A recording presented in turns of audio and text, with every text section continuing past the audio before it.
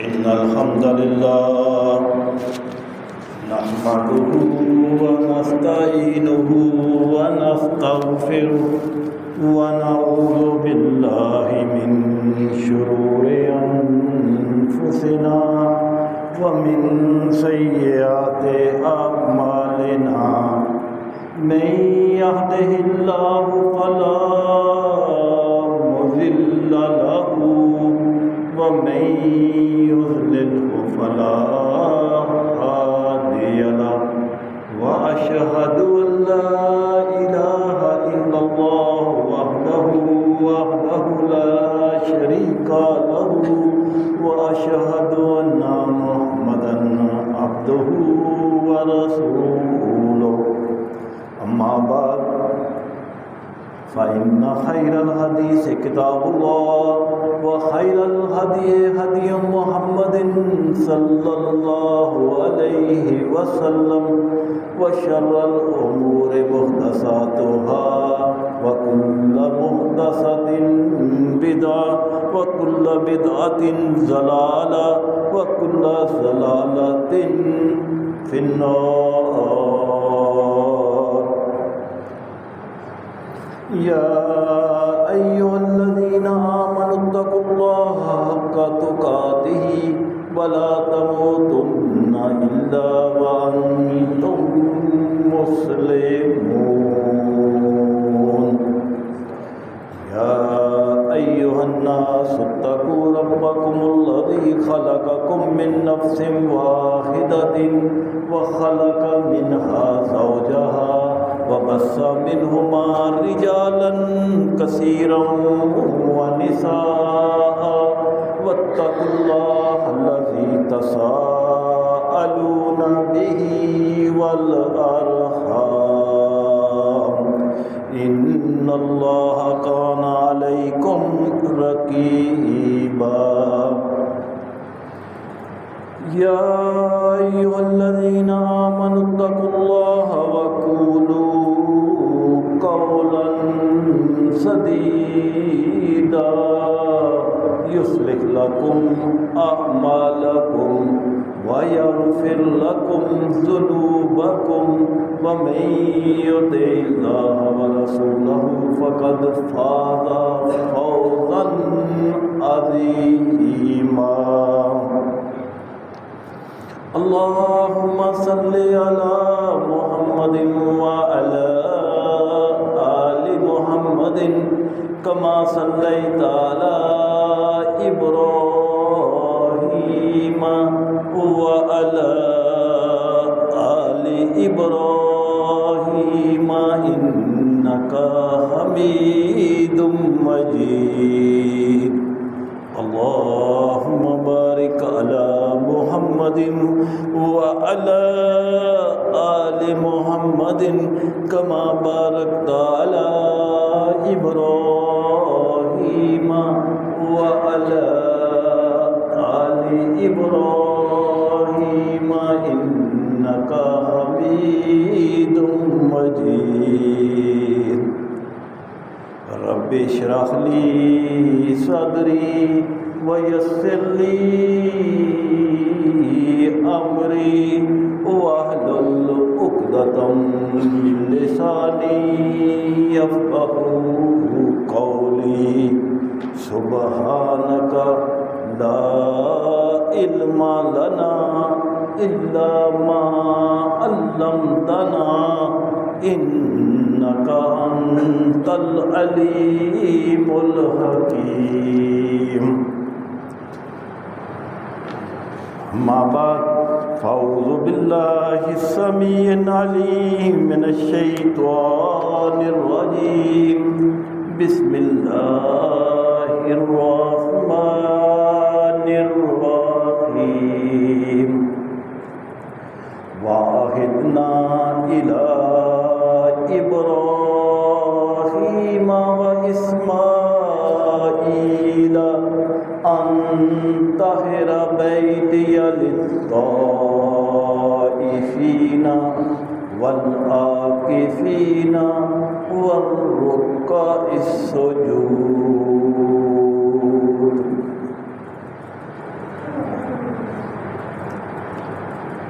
محترم سامعین و سامعات،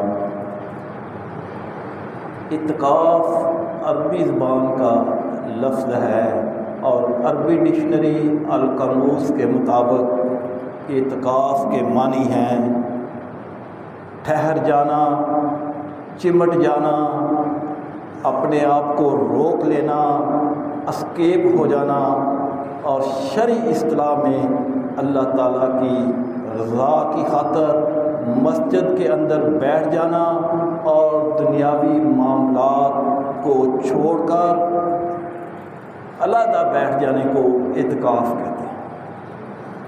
اور یہ اعتکاف سنت ابراہیمی ہے اور سنت موقدہ بھی ہے کہ اللہ کے رسول صلی اللہ علیہ وسلم نے اپنی زندگی میں اعتکاف کیا۔ قرآن مجید فرقان حمید کی سورۃ البقرہ کی آیت نمبر 125 میں اللہ تعالیٰ نے اپنے دو جلیل القدر انبیاء کو حکم دیا اور ان سے عہد لیا۔ اللہ فرماتے ہیں واحدنا، ہم نے عہد لیا الی ابراہیم، سیدنا ابراہیم علیہ السلام سے، و اسماعیل، اور ان کے بیٹے اسماعیل علیہ السلام سے۔ کیا عہد لیا؟ ان طہر بیتیا، کہ میرے اس گھر کو پاک رکھنا ہے، مسجد حرام کو پاک رکھنا ہے، خانہ کعبہ کو پاک رکھنا ہے۔ کن کے لیے؟ للطائفین، طواف کرنے والوں کے لیے، والعاکفین، اور اعتکاف کرنے والوں کے لیے، والرکع السجود، اور رکوع اور سجود کرنے والوں کے لیے۔ اس گھر کو پاک اور صاف رکھو۔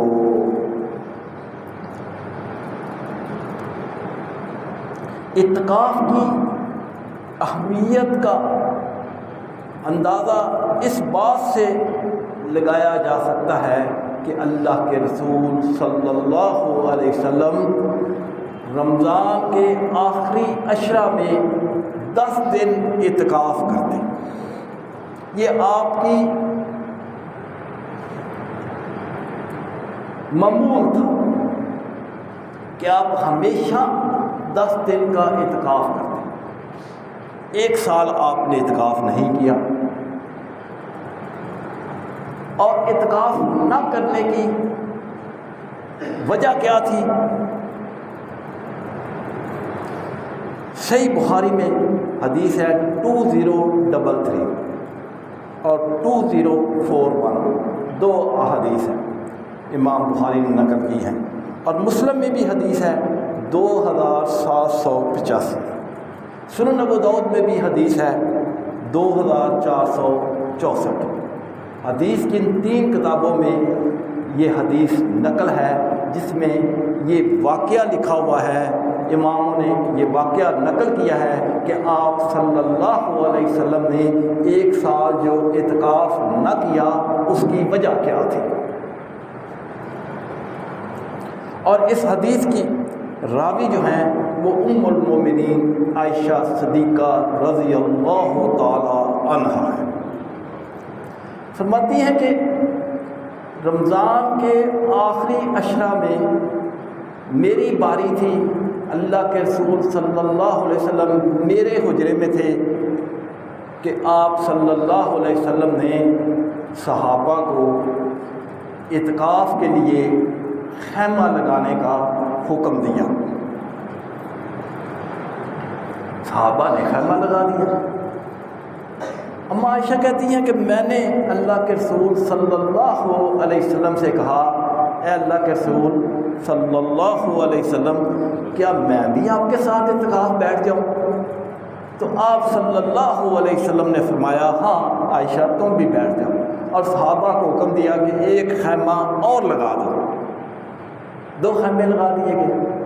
وہ خیمے اس طرح کے تھوڑے تھے کہ جناب ترپال کے اور بانسوں کے اور رسوں کے تھے، ایسے بس چادر سے گما دی جاتی تھی، خیمہ تیار ہو جاتا تھا۔ تو 2 خیمے لگا دیے۔ اب حجرے ساتھ ساتھ تھے، ساتھ کے حجرے میں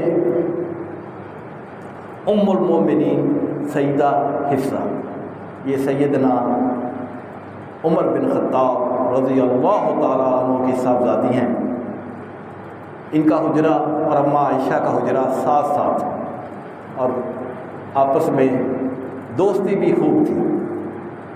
تو باہر نکلی، دیکھا دو خیمے، اتنا تو پتہ تھا کہ ایک خیمہ ہر سال لگتا ہے اللہ کے رسول صلی اللہ علیہ وسلم کا، تو دوستی تھی۔ پوچھا عائشہ رضی اللہ عنہ یہ دوسرا خیمہ کس کا ہے؟ تو انہوں نے کہا یہ میرا ہے، میں نے اللہ کے رسول صلی اللہ علیہ وسلم سے اجازت لی ہے اور میرے لیے انہوں نے خیمہ لگا دیا۔ اب دوستی سی، کہا میں بھی لگا لوں، تو اماں عائشہ نے کہا ہاں تم بھی لگا لو، کیا فرق پڑتا ہے۔ حکم دیا صحابہ کو، صحابہ نے ایک تیسرا خیمہ بھی لگا دیا۔ اب کچھ رات گزری، کیونکہ ازواج مختارات اور جتنی بھی خواتین ہوتی تھیں وہ حاجت کے لیے یا جیسے رات کے اندھیرے میں باہر نکلتی تھیں۔ اب ام المومنین سیدہ زینب بنت جیش رضی اللہ تعالیٰ عنہ باہر نکلی، چھوٹے چھوٹے تو حجرے تھے مسجد نبوی کے ساتھ ہی، دیکھا ایک دو تین خیمے ہیں، یہ ایک ہونا چاہیے، یہ دو کس کے ہیں؟ جب پتہ کیا، صحابہ کسی سے پوچھا تو انہوں نے کہا کہ یہ اللہ کے رسول صلی اللہ علیہ وسلم کا ہے، یہ اماں عائشہ کا ہے اور یہ اماں حفصہ کا ہے۔ انہوں نے کہا اچھا تو میرا کدھر ہے؟ انہوں نے کہا جی آپ حکم کریں، میرا بھی لگا دو۔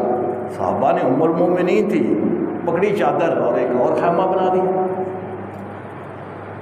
اب 4 خیمے ہو گئے۔ اللہ کے رسول صلی اللہ علیہ وسلم حسب عادت فجر کی نماز کے لیے نکلے، دیکھا مسجد نبوی کے سین میں 4 خیمے ہیں۔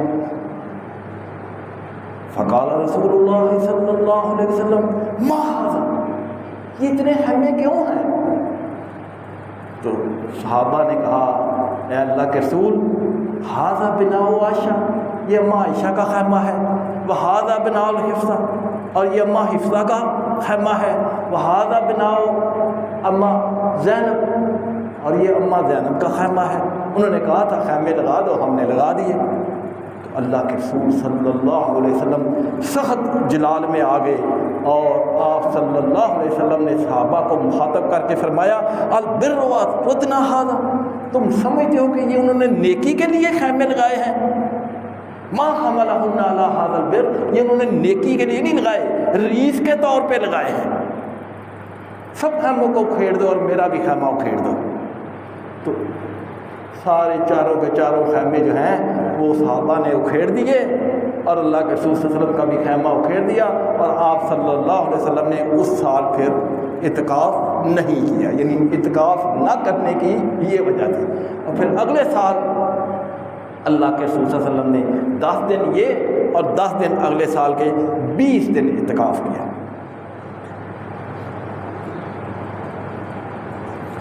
اب اس حدیث سے کیا باتیں ثابت ہوئیں؟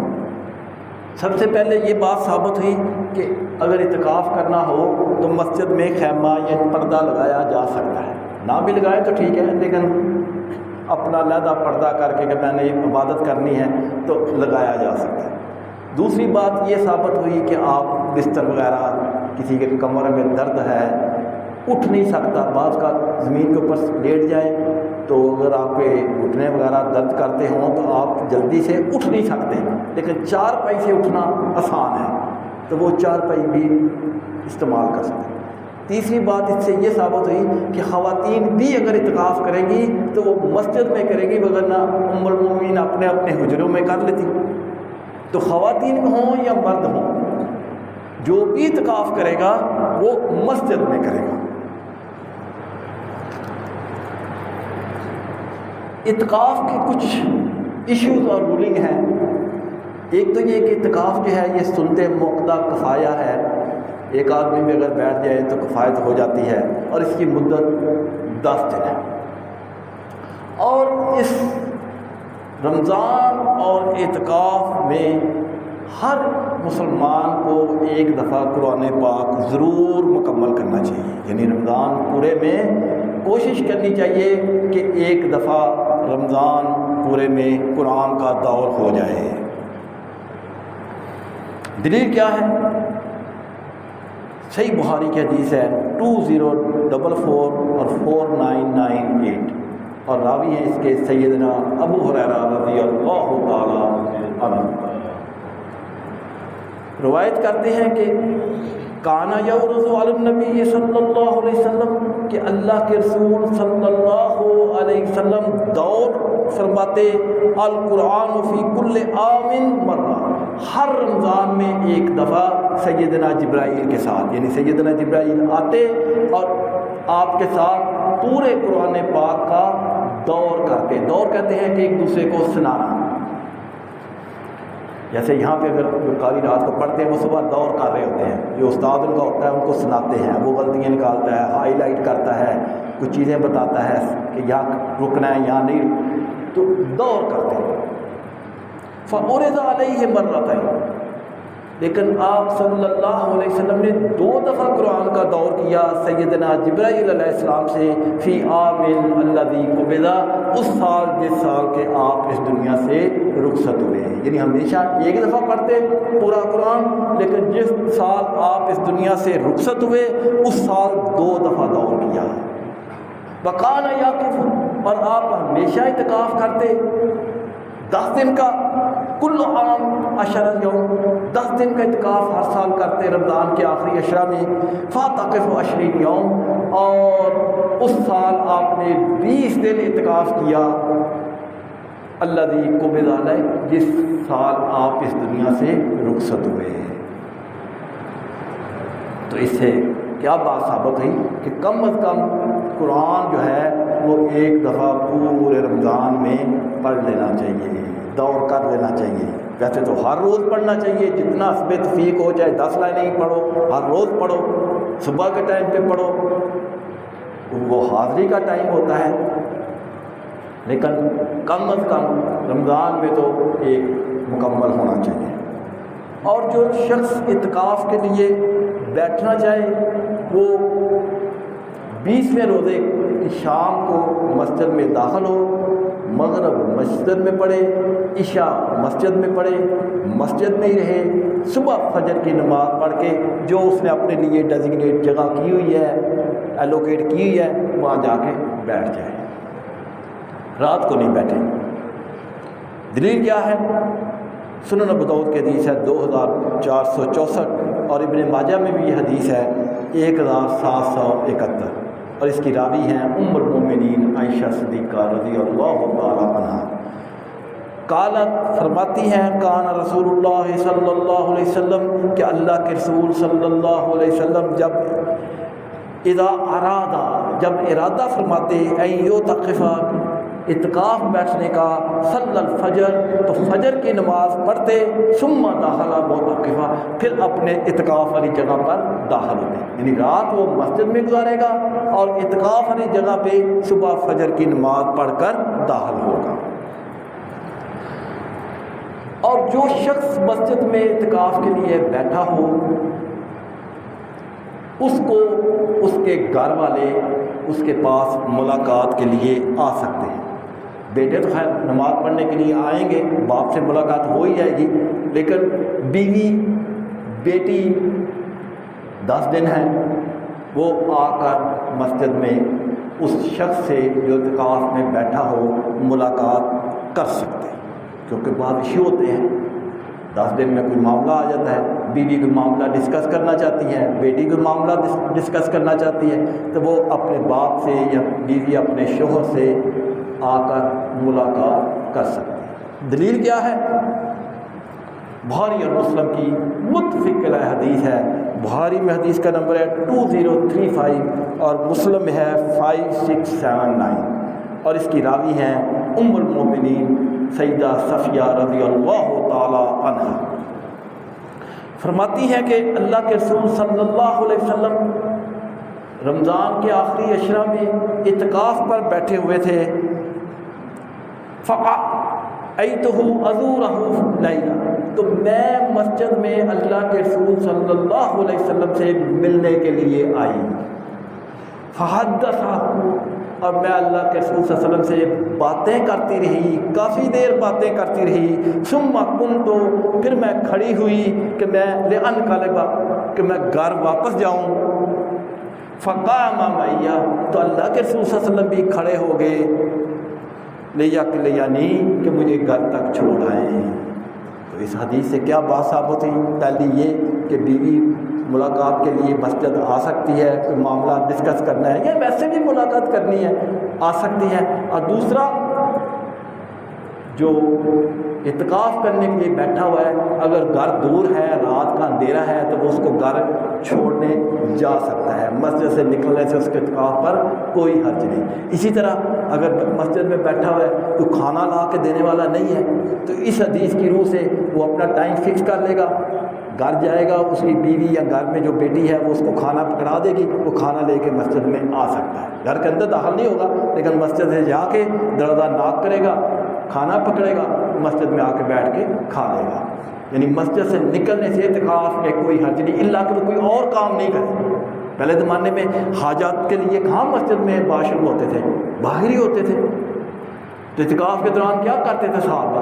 باہر جا کے اپنی حاجت پوری کرتے تھے۔ تو لہٰذا تو مسجد میں واش روم ہے، لیکن اگر کھانا لا کے دینے والا کوئی نہیں ہے تو وہ جا سکتا ہے، جا کر کھانا پکڑ کے لا سکتا ہے۔ اتنی یعنی سختی نہیں، اس طرح بیٹی یا بیوی ملاقات کے لیے آ سکتی ہے۔ 5 کام کرنے کی اجازت نہیں ہے اعتکاف کے دوران، کہ کسی کی عیادت بیمار کرسی کے لیے نہیں جا سکتا، کسی کے جنازے میں جو اعتکاف کے اوپر بیٹھا ہوا وہ نہیں جا سکتا۔ نمبر 3، بیویوں سے مباشرت نہیں کر سکتا۔ رمضان کی راتوں میں الاؤ ہے، لیکن اگر اعتکاف میں بیٹھے ہوئے ہیں، نہ رات کو الاؤ ہے نہ صبح الاؤ ہے۔ اور نمبر 4، روزے کی حالت میں اعتکاف کرنا، یہ نہیں کہ روزہ رکھا ہوا ہی نہیں ہے تو مسجد میں اعتکاف بیٹھا ہوا ہے، نہیں، روزہ ہو تو پھر۔ اور نمبر 5 کہ اعتکاف مسجد میں ہوگا، اور کسی جگہ پر نہیں ہوگا، کہ کسی آستانے پر، کسی مزار پر، کسی اور جگہ۔ جب بھی اعتکاف ہوگا یہ مسجد میں ہوگا۔ دلیل کیا ہے؟ سنن ابو داؤد کی حدیث ہے 2473، اور اس کے راوی ہیں ام المومنین سیدہ عائشہ صدیقہ رضی اللہ تعالی عنہ۔ فرماتی ہیں کہ اللہ کے رسول صلی اللہ علیہ وسلم نے فرمایا، السنت علی الموت، اعتکاف کرنے والے کے لیے یہ سنت ہے، اللہ یعود مریض، کہ وہ کسی بھی مریض کی عیادت کے لیے نہیں جا سکتا، ولا یشہد جنازہ، اور جنازے میں شریک نہیں ہو سکتا۔ لیکن اگر کوئی اپنے کا ہی فوت ہو گیا، باپ بھی فوت ہو گیا، والدہ فوت ہو گئی ہے، بہن فوت ہو گئی ہے، مامی فوت ہو گئی ہے، چاچی فوت ہو گئی ہے، بچی فوت ہو گئی ہے، بیٹا فوت، تو پھر وہ جائے گا، اس کے میں کوئی لیکن یہ بات نہیں کرے گا، جنازہ پڑھے گا، مگر نہ اوورآل جنرلی وہ جنازے میں شرکت نہیں کرے گا۔ بلا یمس الامرأۃ، اور وہ بیوی کے مس نہیں کرے گا، بلا یباشر، اور نہ اس سے مباشرت کرے گا۔ اور نمبر 4، بلا اعتکاف الا بصوم، کہ اعتکاف روزے کی حالت میں ہوگا۔ اور نمبر 5، بلا اعتکاف الا فی المسجد، اعتکاف جو ہے یہ مسجد میں ہی ہوگا، مسجد کے علاوہ کسی جگہ پر نہیں ہوگا۔ اور اسی سے یہ بھی بات ثابت ہوئی کہ خواتین بھی اعتکاف مسجد میں کریں گی۔ اگر انہوں نے گھر پہ کرنا ہوتا تو ام المومنین اپنے اپنے حجروں میں کر لیتے، پرووائڈیڈ ہے کہ ان کے لیے سیکیورٹی کا انتظام ہونا چاہیے۔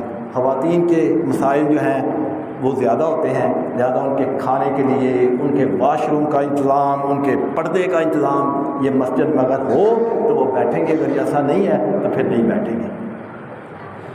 تو لہذا ان کی سیکیورٹی، ان کے پردے کا، ان کے کھانے کا، ان کے واش روم کا یہ سارا انتظام اگر کسی مسجد میں ہے تو وہ پھر مسجد میں ہی بیٹھیں گے، یا ایسی مسجد میں بیٹھیں گے جہاں پہ یہ انتظام ان کے لیے سیپریٹ ہو۔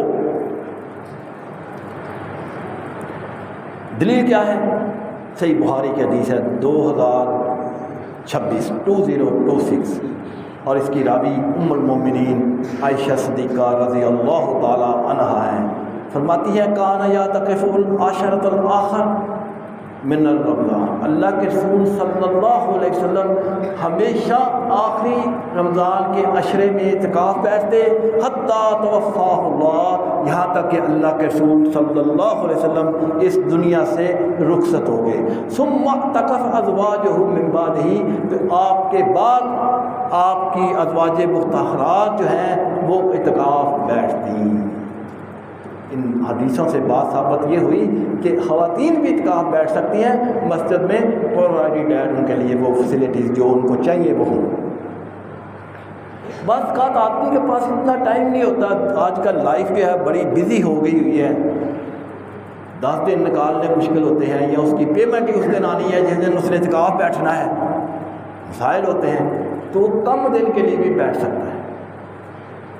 10 دن اگر وہ نہیں بیٹھ سکتا تو 5 دن کے لیے، 7 دن کے لیے، جتنے دن اس کے پاس میسر ہو وہ بیٹھ سکتا ہے، حتیٰ کہ وہ 1 دن کے لیے بھی بیٹھ سکتا ہے۔ دلیل کیا ہے؟ صحیح بخاری کی حدیث ہے 2032، اور اس کے راوی ہیں سیدنا عبداللہ بن عمر رضی اللہ تعالی عنہما، کہتے ہیں کہ میرے والد سیدنا عمر رضی اللہ تعالیٰ عنہ نے سأل النبی صلی اللہ علیہ وسلم، اللہ کے نبی صلی اللہ علیہ وسلم سے سوال کیا، کنت نظرت فی الجاہلیہ ان اعتکف لیلۃ فی المسجد الحرام، اے اللہ کے رسول میں نے نظر مانگی تھی کہ ایک دن میں مسجد حرام میں اعتکاف کروں گا، تو کیا میں وہ اپنی نظر ایک دن کے اعتکاف کی پوری کروں؟ قال رسول اللہ صلی اللہ علیہ وسلم، تو اللہ کے رسول صلی اللہ علیہ وسلم نے فرمایا اوف نظرکم، تم اپنی نظر کو پورا کرو اور جاؤ ایک دن کا اعتکاف بیٹھ جاؤ۔ تو اس سے یہ بات ثابت ہوئی کہ ایک دن کے لیے بھی آپ اعتکاف بیٹھ سکتے ہیں۔ اعتکاف کا مطلب یہ کہ اپنے آپ کو دنیاوی معاملات سے سیپریٹ کر کے مسجد میں اللہ کے لیے بیٹھ جانا، وہ دن اللہ کے لیے کمٹ کر دینا۔ آج کل لوگ بعض کا مسجدوں میں اعتکاف بیٹھتے ہیں مگر قرب الہی حاصل کرنے کے لیے کمیٹی ٹو اللہ کی بجائے اپنے اسمارٹ فون کے اوپر بیٹھے ہوتے ہیں۔ بیٹھے اعتکاف کے اوپر ہوتے ہیں، سارا دن موبائل کے اوپر، واٹس ایپ کے اوپر، فیس بک کے اوپر اپنا سٹیٹس اپڈیٹ کر رہے ہوتے ہیں، چیٹ کر رہے ہوتے ہیں، ٹک ٹاک دیکھ رہے ہوتے ہیں، فیس بک دیکھ رہے تھے۔ تو بھائی اس کو استعمال نہیں کرنا چاہیے۔ ان 10 دنوں میں کم از کم اس گیجٹ سے، اس ڈیوائس سے ٹوٹلی طور پر پرہیز کرنا چاہیے۔ یہ ایسی ڈیوائس ایجاد ہوگی انسان کو فارغ رہنے نہیں دیتی۔ آپ گروپ میں بیٹھے ہوئے ہیں، اپنا موبائل کھول کے لگے ہوئے ہیں، گھنٹہ پڑے، گھنٹہ انتظار کرنا ہے، اس کو کوئی پرواہ نہیں ہے، لگا ہوا ہے گھنٹے کے لیے۔ تو ٹھیک ہے، اچھی چیز ہے، اس سے فائدے بھی ملتے ہیں، لیکن اعتکاف کے 10 دنوں میں اس کو بند کر رکھنا چاہیے۔ ہاں چھوٹا سا موبائل رکھ لو جس سے کوئی کال وغیرہ کرنی ہو، ویسے تو اس کی بھی ضرورت نہیں ہے۔ تو ان 10 دنوں میں قرآن پاک کی تلاوت زیادہ سے زیادہ کرو، ترجمے کے ساتھ اس کو پڑھو، ہو سکے تو کچھ صورتیں حفظ کرنے کی کوشش کرو کہ آپ کے پاس 10 دن کا ٹائم ملا ہے، 5 دن کا ٹائم ملا ہوا ہے، تو آپ ذہن بناؤ کہ میں نے یار 10 صورتیں یاد کرنی ہیں، یا فلاں صورت جو ہے وہ میں نے یاد کرنی ہے۔ تو کون سا مشکل ہے، 20-25 آیات والی صورت کوئی بھی یاد کر لیں۔ اور اعتکاف کا مین پرپس کیا ہے، مقصد کیا ہے؟ لیلۃ القدر کا حصول، اس کی تلاش۔ اس لیے مسجد میں بیٹھتے ہیں کہ لیلۃ القدر جو ہے وہ مل جائے، اس لیے کہ لیلۃ القدر کی فضیلت کے بارے میں اللہ سبحانہ تعالیٰ نے قرآن مجید کی سورۃ القدر کی آیت نمبر 3 میں فرمایا لیلۃ القدر، لیلۃ القدر خیر من 1000 شہر، 1000 مہینے سے بہتر ہے۔ اور 1000 مہینے کو آپ کیلکولیٹ کریں، 83 سال 4 مہینے بنتے ہیں، یعنی ایک رات 83 سال 4 مہینے۔ آدمی یہ ایوریج کیا ہے 65 70 75، اور یہ ایک رات 83 سال 4 مہینے کی ہے۔ لہذا اس کو تلاش کرنا چاہیے۔ اللہ کے رسول صلی اللہ علیہ وسلم نے فرمایا، بخاری اور مسلم کی متفق علیہ حدیث ہے، بخاری میں حدیث کا نمبر ہے 2014 اور مسلم میں ہے 1781، اور اس کے راوی ہیں سیدنا ابو ہریرہ رضی اللہ تعالیٰ عنہ۔ روایت کرتے ہیں کہ اللہ کے رسول صلی اللہ علیہ وسلم نے فرمایا، من قام، جس نے قیام کیا لیلۃ القدر میں ایمان کے ساتھ، و احتسابا، اور ثواب کی نیت سے، غفر لہ ما تقدم من ذنبہ، جو بھی گناہ اس نے پہلے کیے وہ سارے کے سارے معاف کر دیے جاتے ہیں۔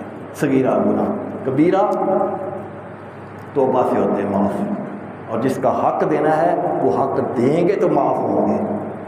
جس کو نقصان پہنچایا ہوا ہے اس کے نقصان کی تلافی کی جائے یا اس سے معافی مانگی جائے تو پھر وہ گناہ معاف ہوتا ہے۔ یعنی حقوق العباد معاف نہیں ہوتے، وہ تب بھی معاف ہوں گے جب آپ نے اس کے ساتھ رابطہ کر کے اس سے معافی مانگ لی، اس کا معاملہ رفع دفع کر لیا۔ اگر کچھ دینا لینا ہے دے لیں یا معاف کر دیں، البتہ صغیرہ گناہ جتنے مرضی ہوں وہ معاف ہو جاتے ہیں۔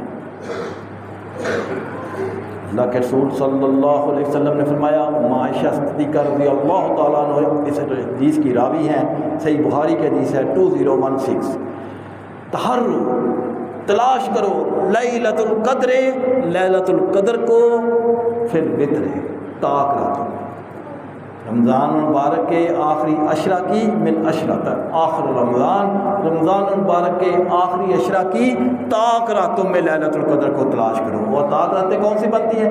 21، 23، 25، 27 اور 29، دو گزر چکی ہیں، 21 اور 23، ابھی 25، 27 اور 29 تین باقی ہیں۔ اللہ کے رسول صلی اللہ علیہ وسلم نے فرمایا، ان طاق راتوں میں لیلۃ القدر کو تلاش کیا کرو اور ان راتوں میں زیادہ سے زیادہ عبادت کیا کرو۔ بخاری اور مسلم کی متفق علیہ حدیث ہے، بخاری میں حدیث کا نمبر ہے 2024 اور مسلم میں ہے 2787، اور راوی ہیں ام المومنین عائشہ صدیقہ رضی اللہ تعالی عنہا، فرماتی ہیں کہ جب اذا دخل عشر رمضان، جب آخری عشرہ رمضان کا شروع ہوتا تو اللہ کے رسول صلی اللہ علیہ وسلم متحرک ہو جاتے، کمر بستہ ہو جاتے، راتوں کو جاگتے، وَأَيْقَظَ أَهْلَهُ، اور گھر والوں کو بھی جگاتے، یعنی نہ صرف خود کمر بستہ ہوتے بلکہ گھر والوں کو بھی کہتے اٹھو اور عبادت کرو۔ تو ہمیں بھی چاہیے کہ نہ صرف خود ہی نماز تراویح وغیرہ پڑھیں بلکہ گھر والوں کو بھی کہیں کہ اس دنوں میں زیادہ سے زیادہ عبادت کی جائے۔ اور اگر کوئی لیلۃ القدر کی تلاش میں بیٹھا ہوا ہے، عبادت کر رہا ہے، تو اس کو کیا دعا مانگنی چاہیے؟ جامعہ ترمذی کی حدیث ہے 3513، اور ابن ماجہ میں بھی حدیث ہے 3850، اور اس کی راوی ہیں ام المومنین عائشہ صدیقہ رضی اللہ تعالی عنہ۔ فرماتی ہیں کہ میں نے سوال کیا، یا رسول اللہ صلی اللہ علیہ وسلم، اے اللہ کے رسول صلی اللہ علیہ وسلم، ارأیت ان علمت ای لیلۃ القدر، اگر میں لیلۃ القدر کی تلاش کر رہی ہوں تو مجھے کیا دعا مانگنی چاہیے؟ ما اقول فیہا، تو اس لیلۃ القدر میں کیا دعا مانگوں؟ قال رسول اللہ صلی اللہ علیہ وسلم، تو اللہ کے رسول صلی اللہ علیہ وسلم نے فرمایا، قولی، تم دعا مانگو، اللہم انکا عفو، اے اللہ بے شک تو درگزر کرنے والا ہے، معاف فرمانے والا ہے، تحب العفو، اور معاف کرنا پسند فرماتا ہے، فاعف عنی، بس مجھے معاف فرما دے۔ یہ الفاظ جو ہیں یہ جامعہ ترمذی کی ہیں 3513، اور جو ابن ماجہ میں حدیث ہے 3850، اس میں ایک لفظ کا اضافہ ہے، اللہم انکا عفو کریم، اے اللہ تم معاف کرنے والا ہے، کریم، بڑا ہی کرم کرنے والا ہے، بڑی مہربانی کرنا ہے، ایک لفظ کا اضافہ ہے، تو دونوں ٹھیک ہے، اللہم انکا عفو کریم تحب العفو فاعف عنی۔ اور یہ رات فکس نہیں ہے کہ ہر سال 27 کو آئے گی، 25 کو آئے گی، 23 کو آئے گی یا 21 کو آئے گی، ہر سال کوئی نہیں. یہ رات روٹیٹ کرتی رہتی ہے. ہر سال کبھی 21 کو ہے، کبھی 23 کو ہے، کبھی 25 کو ہے، کبھی 27 کو ہے، کبھی 29 کو ہے. اور یہ بھی ضروری نہیں ہے کہ ہر جگہ پہ اگر پاکستان میں وہ 27 کو ہے تو وہ امریکہ میں بھی 27 کو ہی ہوگی، چائنا میں بھی وہ 27 کو ہی ہوگی، بنگلہ دیش میں بھی وہ 27 کو بھی نہیں. ہر ملک کی، ہر علاقے کی اپنی اپنی لیلۃ القدر ہے. روٹیٹ اللہ سبحانہ تعالیٰ کرتا ہے. کیوں؟ اگر ایک ہو تو جب آپ رات کو یہاں عبادت کر رہے ہیں، امریکہ میں تو 14 گھنٹے کا فرق ہے. اگر آپ جنوبی کینیڈا کے سرحد کے اوپر آپ جائیں تو وہاں پہ تو آپ کو تقریباً 14 گھنٹے کا ڈفرینس ہے. نیو یارک میں تقریباً 10 گھنٹے کا ہے، کیلیفورنیا کا 13 گھنٹے کا ڈفرینس ہے. تو آپ تو یہاں عبادت کر رہے ہیں، وہ سو رہے ہیں اپنے کام کے اوپر، صبح 9 بجے جاگ کر اپنی اپنی ڈیوٹی کے اوپر کام کر رہے ہیں. تو لہذا یہ فکس نہیں ہے، یہ روٹیشن میں ہے. اللہ سبحانہ تعالیٰ کی مرضی ہے کہ وہ کس ملک میں کس جگہ پہ کون سی رات لے. تو لہذا کیا کوشش کرنی ہے؟ تلاش کرنی ہے. احادیث کی روشنی میں شب قدر کی کچھ علامات اللہ کے رسول صلی اللہ علیہ وسلم نے بیان فرمائی، لیکن ساری کی ساری علامات دن چڑھے ہیں، پہلے نہیں پتہ. اگر پہلے پتہ ہو جائے سارے کام چھوڑ کے لوگ عبادت میں لگ جائیں گے. لہذا ساری نشانیاں جتنی بھی لیلۃ القدر کی ہیں وہ صبح فجر کے بعد پتہ چلے گی، رات کو پتہ نہیں چلے گی.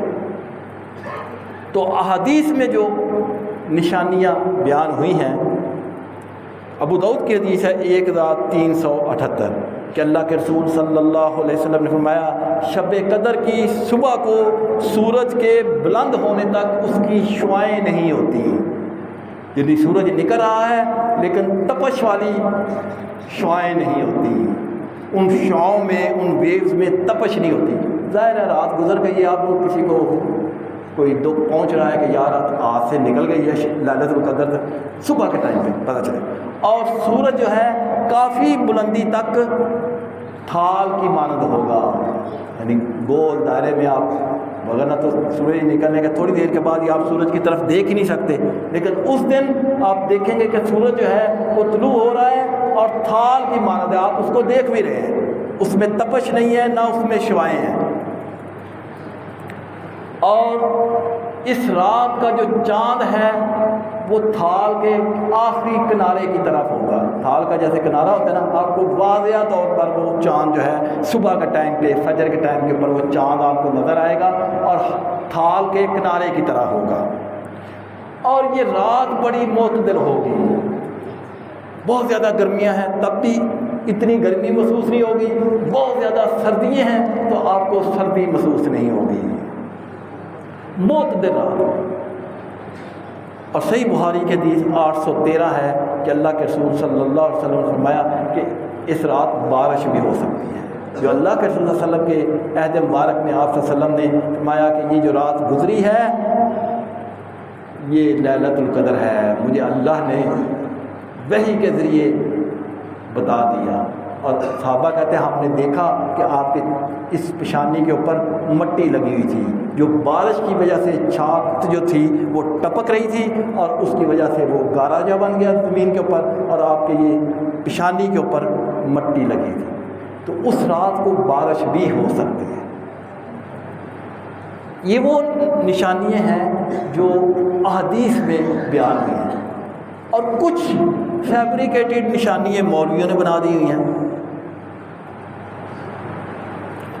اور ان نشانیوں سے شرمندگی ہوتی ہے.